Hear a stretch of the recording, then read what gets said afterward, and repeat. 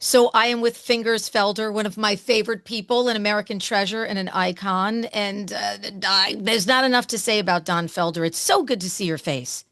It's wonderful to be back talking to you. I can't wait to see you. I hope you can come to the show so I can give you a big hug and thank you for doing this for me. Absolutely. We are super lucky in Jersey. We're not getting one show. We're getting two shows.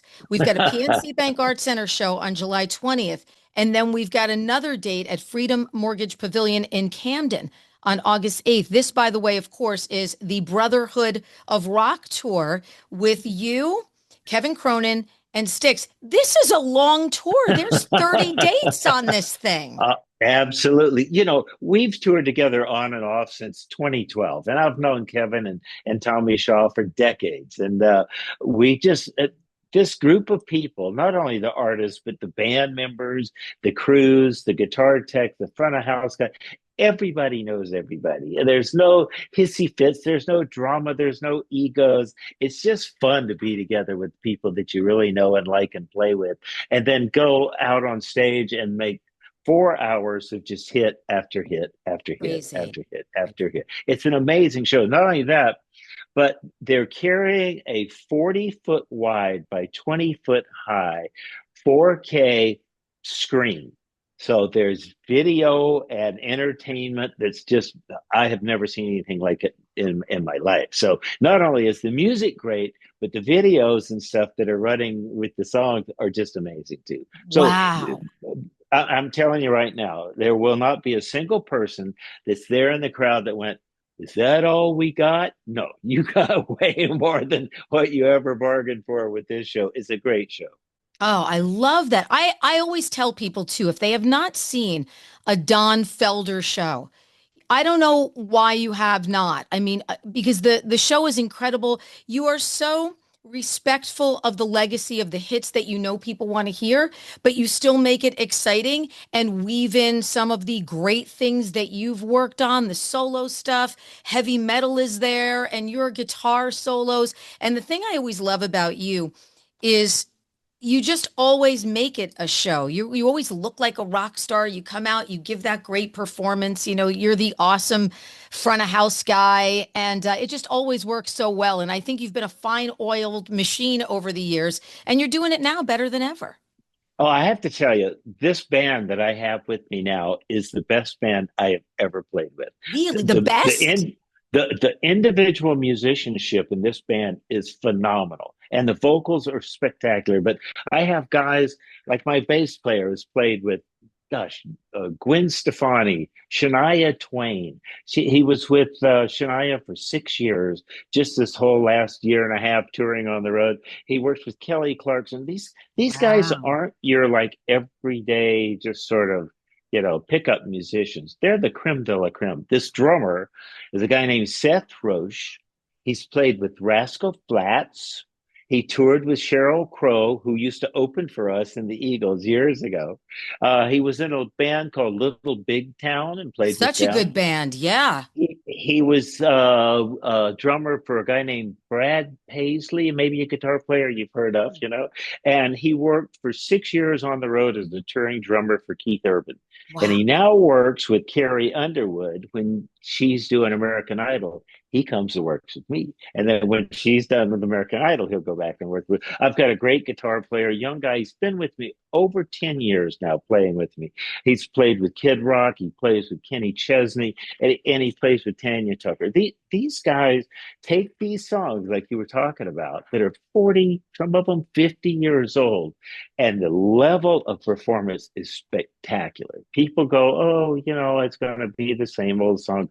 It's the same old song, but with a new, strong, vibrant energy to them. The vocals are spectacular. These guys are the best musicians. And I think I owe it to the people in the audience to put together the absolute best band that I can, to present the best show. I take care of myself physically. I get enough sleep. I eat well. I exercise. I sing every day. I play guitar every day.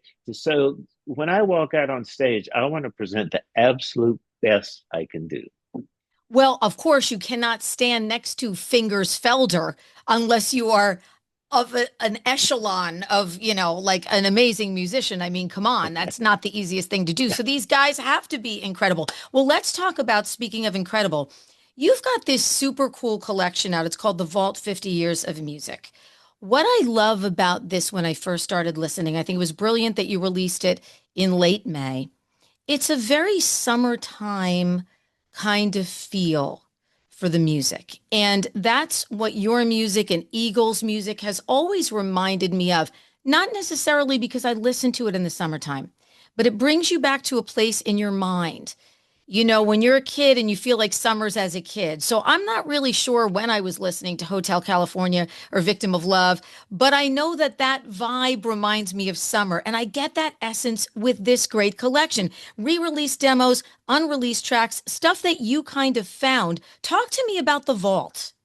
Okay. Well, I lived out in Malibu for 29 years and went through five major fires. I had friends of mine whose houses burned down. One guy, his house burned down. He had an incredible collection of great old Les Pauls and antique Martin guitars. Gone. Another friend of mine had a studio burned to the ground. So finally, after the fifth fire, I went, I like it out here, but I think it's time for me to move out before I become one of the victims of a fire. So I pack up everything. I take my studio, my recording gear, my console, tape machines, everything in that studio I had in Malibu for so many years, and I just put it in storage in the year 2000 when I moved out of Malibu. After 20 something years, I moved into LA. I bought a house that I'm in right now that I bought from Seal, the singer. He had built a studio room, but when he moved out, he took all of his recording gear. So I said, well, I've got my recording gear. So I better go over to the locker and take a look at this stuff. This is about 4 or 5 years ago. And so I'll go open up this locker, and there's my old antique console and my old 24 track tape machine, stuff that people really don't use anymore. It's pretty much all digital Pro Tools and that sort of stuff. But I turn around and I see this box on the floor, and it's just full of cassettes, ADATs, CDs, and it's all the rough mixes that I had done over the years. I would just thrown them in this box and put them in storage. So I said, I should bring that box back to my new digital studio. And before these things just dissolve like they do when they get old, let's transfer them over to Pro Tools at 96K, really high resolution. So we're sitting in there transferring these things because you usually get maybe two or three plays before the oxide just corrodes off the back. So we captured everything on the first play, and I thought, I remember that slide idea. That was a great idea. And I put a little check by it, right? Then I had recorded just a demo of me playing electric piano on this progression. That was a really beautiful progression. I said, star that. So I went through and started about 6 or 8 song ideas. When I first joined the band, Bernie Ledden told me, if you want to write songs for the Eagles, don't write lyrics and don't write melodies. Make music beds in a song structure, like an introduction, verse one, verse two, chorus, verse three, chorus, solo, chorus, chorus, chorus, right? And so just make music beds like that and then give them the music beds. And if they hear something they like, they'll write the lyrics for it. So I wound up producing probably 100 song ideas, and that when even we only got through a small part of these cassettes before we stopped and said, let's just take these songs that we've got now, these song ideas that are incomplete, and I'll just rebuild them from the ground up. I'll just have new players come in and take those ideas. Then I'll finish writing the lyrics, and I'll sing it. So we'd finish these rough ideas. Starting back in the very first song on the album is a song called Move On. Hmm. And it was a demo. The first thing I did when I joined the Eagles, I made that slide demo for them in 1974. And so there's music in here that I had written through the decades, through 84 and 94. And during Hell Freezes Over, I was writing songs in hopes that we would make another album. And so finally we got down and I said, well, I have to put some stuff on there that's new that I've just written. So I wrote 2 new songs. One of them is written about my girlfriend called I Like the Things You Do. And I have to when I get an idea for a song, I have to record it somewhere because 2 days later I'll go, what was that idea? What was that progression? How did that go? So I'm on a treadmill. with my girlfriends who's on the treadmill next to me. We're working out, and I've got ears in, and so I start running in time, and in that meter and that time, I start having this lyric idea, and I pick up my phone while I'm running on the treadmill, and I'm singing, "I really like all the things that you do." And I look over at the guy next to me, and he's looking at me going, "What the heck are you doing?" But I just happened to catch that little phrase at that tempo, and so that later I could come back to the studio and take that idea and start building it from drum machine all the way up, and then finally having great players come in to work on it with me. As a matter Oh, of the fact, if best. you look at the credits on this record, it's people that I have known for decades. It's guys from Toto, like David Page and Luke at the Steve and Luke at there, and there's drummers on there that just like Jim Keltner plays on this one song called "Let Me Down Easy." It's just a beautiful big ballad. He's the perfect pocket for that song. I finally had a track with the drum machine done for "I Like the Things You Do."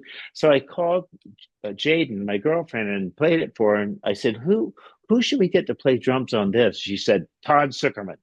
I love Todd. And when we did tours and shows with Todd in the past, she would go backstage, and behind Todd, he has a hole right behind his drummer, right behind his drum kit, that his drum tech sits there and watches in case he drops a stick or breaks a head or something happens. He can run around and go take care of it, right? So Jaden used to sit back there and Watch. watch Todd play because he's such a just a really active, powerful drummer. She said, "Let's get Todd on that." So I sent him the track. He has a studio set up with his drums ready to record. He records it, sends it back literally within an hour, and it's just fantastic. So we did most of the drums at here live at my studio or another couple of studios nearby. But just Nathan East comes in. I've known Oh, Nathan. As a matter of fact, I stole him from Kenny Loggins in the '70s, he's and then clapped, amazing. Oh, and the then and then greatest. and then Clapton stole him from me. I Damn went to it! many a Clapton show to see Nathan East. I would be like, He's "Where's Nathan East? You know, he's got to be on this tour." He's an amazing, amazing bass yeah, player. I mean, just incredible. Yeah, I looked. I mean, Greg Fillinganes. I mean, you've got all of these yeah, incredible people here. yeah, Amazing. Brian Tishy is Brian. Now the yeah, Tish is on because Brian's a yeah, Jersey guy, Morristown, yeah. New Jersey. We love That's right. Brian, and Brian Yeah, appears on this yeah, record too. Yeah, yeah. there's just, I mean, there's just so much on this record. It is absolutely a brilliant piece of music. I like the things you do, by the way. I also want people to check out the video because it's really cool. It's a very kind of cool, sexy video that you got going on for that song. Well, I never do music videos. We never did them in the Eagles. I think I did one for my first solo record for Bad Girls, and it was kind of fun because my friend Cheech Marin was actually in it with me, and we spent a lot of time just laughing and having fun. So when they called me up from the record label and said we want to do a music video on "I Like the Things You Do," I went, "Well, who are you going to cast in it?"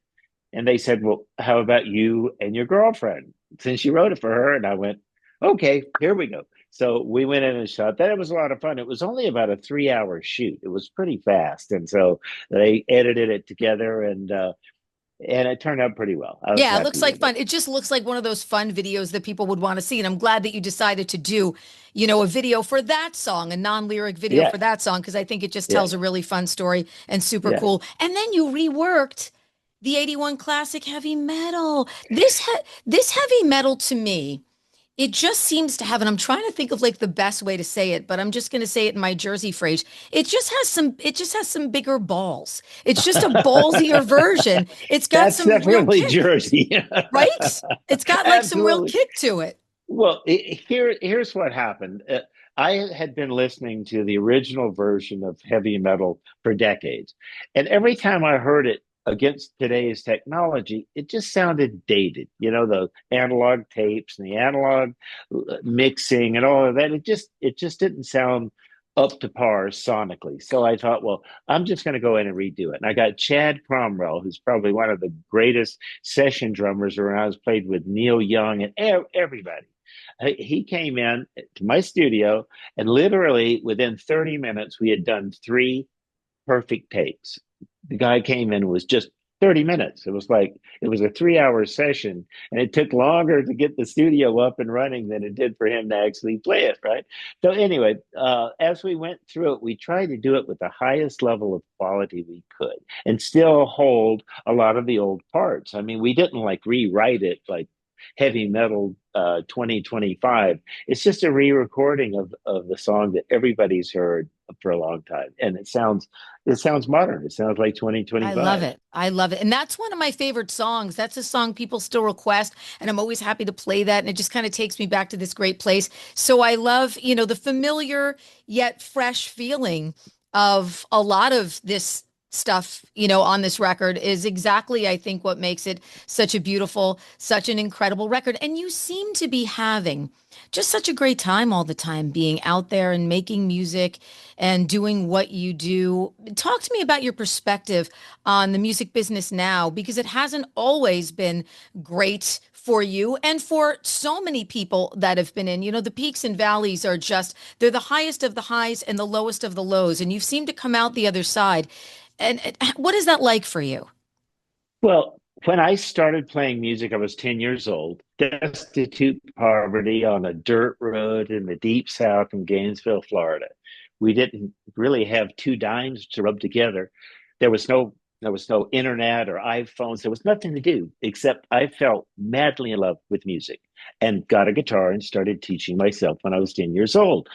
Before there was Grammys, before there were rock stars, except for maybe Elvis or something like that. But I didn't go into music for any other reason other than just being madly obsessed and in love with playing music. And that's what's driven me for the last 70 years. All the ups and downs, it doesn't matter. If you're still doing what you love to do, those things are just like bumps in the road. You just keep going and doing what you love. And when you grow up that poor, you can't lose anything. You don't have anything to lose. You can go, as long as you're playing in bars or in clubs or whatever for the rest of your life, I'd be happy doing that as long as I'm playing. And so it doesn't matter if I walk out and play a private show for somebody's 50th birthday party in New York City, and it's for 8 people, or I walk out and play for 120,000 people in Wembley Stadium, or I go out on this tour and we playing between 10 and 20,000 people per night. It doesn't matter the size of it. It's just me loving to play and loving to write new stuff and go play new songs. As a matter of fact, I was really pleasantly surprised when I threw in the middle of my set, I like the things you do. And the crowd's like rocking to it. They've never heard it before, but they're rocking to it. And the girls are getting up and dancing to it. And I went, I chose the right song for the first single when I watched the crowd do it. So I just Absolutely. love to play. I just love to play. I never did it for the money. I never did it for the fame. I still don't. I don't need to make another dime for the rest of my life. I love to work. I love to. It's not work if it's a labor of love. And so I love to spend my time, however much I've got left, doing what I love to do, which is writing, recording, and performing. And making people happy. For me, being able to sit here and pick your brain about music is a gift to me. My goodness. I mean, what a way to spend an afternoon. Don Felder, I'm always so happy to see you. We will see you July 20th at the PNC Bank Arts Center in Homedale, and of course, Freedom Mortgage Pavilion in Camden on August 8th with Styx and Kevin Cronin playing all of those amazing hits. One of the great tours, I think, one of the really fun classic rock tours of the summer. And everybody, the vault is out. 50 years of music, some incredibly tasty nuggets in there. That means a lot to me that you hear everything that comes out, and for you to like it that much, I really appreciate it. I'm very happy. It makes me happy. I love it. Don, please be well. We will see you soon. Well, I hope to see you at one of these shows, like I said, so I can give you a hug and thank you personally for taking the time to do I that. So it's wouldn't always wouldn't miss it. I wouldn't miss it. All the best, my friend. Love you. Mwah. okay. Okay. See you.